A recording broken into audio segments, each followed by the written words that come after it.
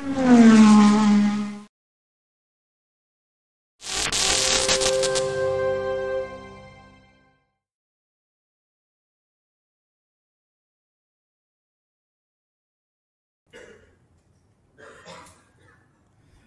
bolehkah menikah di bulan Ramadan? Ya boleh saja. Bulan Ramadan, bulan Sya'ban, bulan Syawal. Ya. 10 hari terakhir juga boleh nikah. Apakah ada dalil yang menyarankan untuk menikah di bulan tertentu? Rasulullah SAW ya menikah di bulan Syawal. Saya tidak tahu ada dalil tentang menikah di bulan tertentu. Asalnya secara zatnya nikah itu adalah perkara duniawi, Tapi kalau dalil saya belum tahu dalil tersebut ya. Dan kalau menikah di bulan Ramadan, godaan semakin berat ya. Menikah kemudian di siang hari kangen rindu ya. Gelisah ya. Apalagi masih muda ya. Ya kemudian akhirnya dia berat siang hari. Hari terasa panjang sekali. Lama karena dia memang baru nikah ya. Nah, orang baru nikah wajar lah. Ingin selalu bergaul berhubungan dengan istrinya wajar ya. Dia baru masuk dunia baru ya.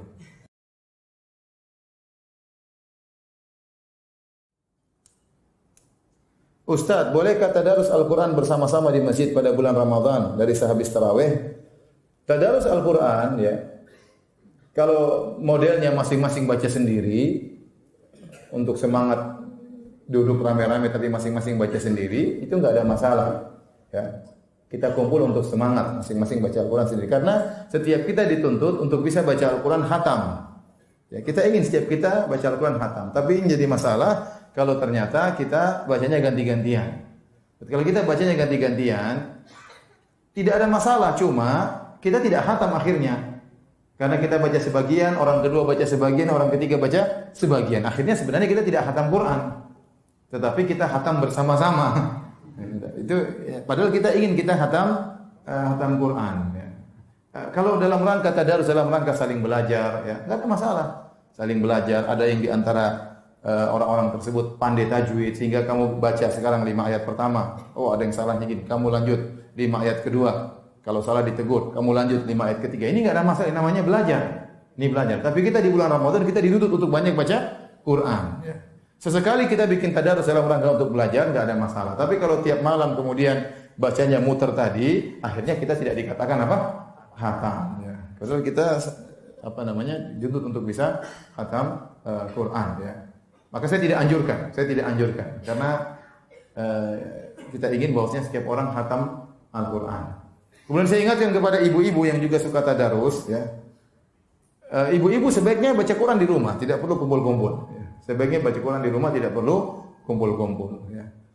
Apalagi kumpul-kumpul tadarusan pakai mikrofon. Nah ini kadang-kadang didengar oleh tetangga, didengar oleh banyak orang.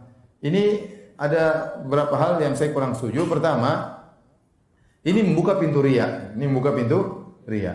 Ibu kemudian pas bagian dia, kemudian dia baca dengan sebaik-baiknya ya, karena dia tahu orang satu kampung dengar ya. Ini buka pintu riya.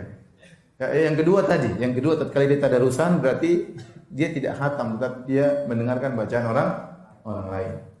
Yang ketiga, khawatir mengganggu orang.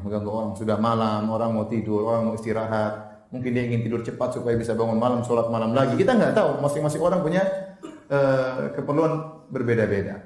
Kemudian juga khawatir menimbulkan fitnah. Ya. Tatkala seorang wanita suaranya merdu, bacaannya bagus, tajwidnya bagus, ada yang dengar bapak-bapak, suara siapa itu? Mungkin pertanyaan pertama, istri siapa itu? Ini masih mending pertanyaan tersebut. Pertanyaan kedua, gadis apa janda? Repot. Ya.